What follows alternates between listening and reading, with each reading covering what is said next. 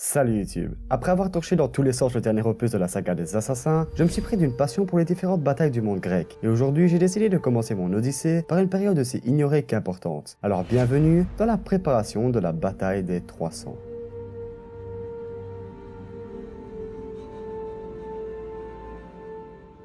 Notre histoire commence en 490 avant JC. L'Empire perse mené par l'empereur Darius vient de se prendre une énorme claque. En effet, les Athéniens, peuple de la Grèce, venaient tout simplement, lors de la bataille de Marathon, d'anéantir l'honneur du grand empire perse, en repoussant sans trop de difficultés l'invasion de ces derniers, d'abord par leur force, mais surtout par leur courage. Sauf que le courage, les Perses, ils en ont un peu rien à faire, et pour la grandeur que doit représenter leur empire, cette bataille est juste une énorme humiliation. Darius, l'empereur en personne, devra vivre avec jusqu'à sa mort, 4 ans plus tard. Mais comprenez que ce n'est en rien une victoire pour Athènes, car après Darius, c'est Xerxès, son fils, qui monte sur le trône, avec une sérieuse envie de venger son père. Ni une ni deux, le fraîchement couronné empereur des Perses lance un appel aux armes à travers le monde entier. Et on peut dire qu'il sera entendu, car ce sont désormais des centaines de milliers de soldats qui affluent de tout l'empire perse, bien décidés à anéantir le monde grec. L'armée perse est désormais plus puissante que jamais et regroupe des soldats de toutes nationalités, que ce soit Caspiens, des Mèdes ou encore des Indiens.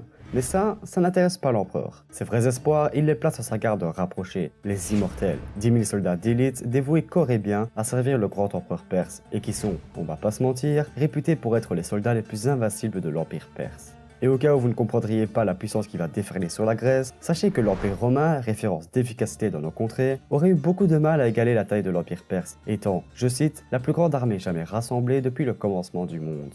Et c'est là où vous vous dites qu'une armée peut peut-être en valoir une autre, et que bordel, on n'est pas dans un jeu, un soldat ça reste un soldat. Oui, mais non. En Grèce, c'est la merde. Non seulement tout le monde risque un égorgement en règle, mais en plus la Grèce est loin d'être unie. Car oui les gars, la Grèce antique c'est loin d'être un beau pays uni, c'est même plutôt un ensemble de cités qui passent leur temps à se taper dessus. Alors comprenez que la situation urge, et qu'on se demande vraiment comment survivre à l'envahisseur perse. Enfin, tout n'est pas perdu car les dieux sont encore avec les Grecs.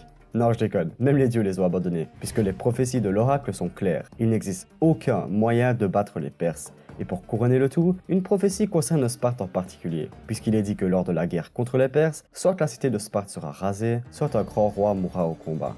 Du côté des Perses, c'est la belle vie. On se prépare à la bataille et on échafaude des plans d'extermination. L'empereur perse est bien décidé à anéantir la Grèce. Sauf que, entre lui et la Grèce, il y a un peu l'énorme mer d'Égée. Et pour faire passer une armée aussi énorme que la sienne par bateau, autant dire que ça va prendre du temps. Sauf que l'empereur, il est pas vraiment du genre à patienter, et préfère une autre solution. Il va tout simplement aligner un maximum de bateaux depuis le détroit des Dardanelles, et en faire un pont de plus de 3000 km, alors uniquement composé de bateaux.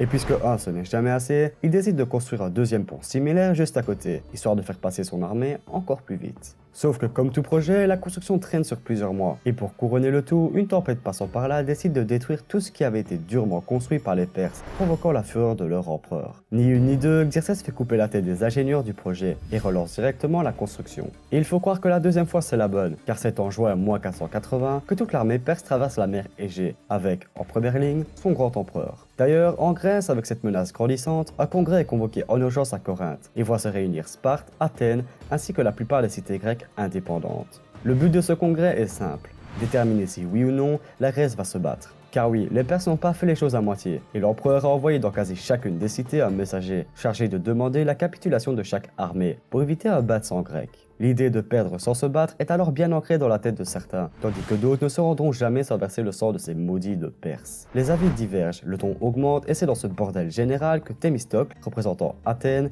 décide de prendre la parole. Son discours est simple, si la Grèce veut se relever de l'attaque des Perses, elle doit s'unir. Et contre toute attente, son discours est entendu, et même pris en compte. Les 31 cités grecques vont donc s'allier contre tout un empire, et à la tête de cette nouvelle armée, il y a le roi de Sparte, Léonidas, à qui on a naturellement donné le commandement au vu de la puissance de l'armée spartiate.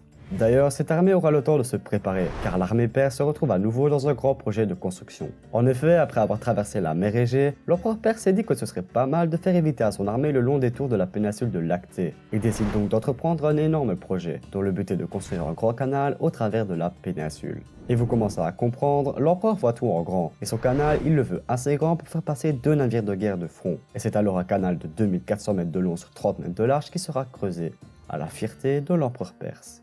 C'est donc enfin l'heure. Le rouleau compresseur perse peut enfin se rendre à Athènes sans problème. L'empereur perse, accompagné de plus de 300 000 hommes, compte bien commencer par annihiler les Athéniens, avant de s'en prendre à tout le monde grec. La menace approche, les armées s'échauffent et la bataille va bientôt commencer.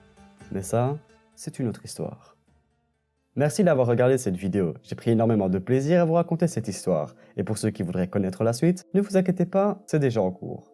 Sur ce, n'oubliez pas de liker la vidéo, de vous abonner et surtout de venir me suivre sur Twitter, où je fais régulièrement des sondages et où je vous fais participer à la chaîne.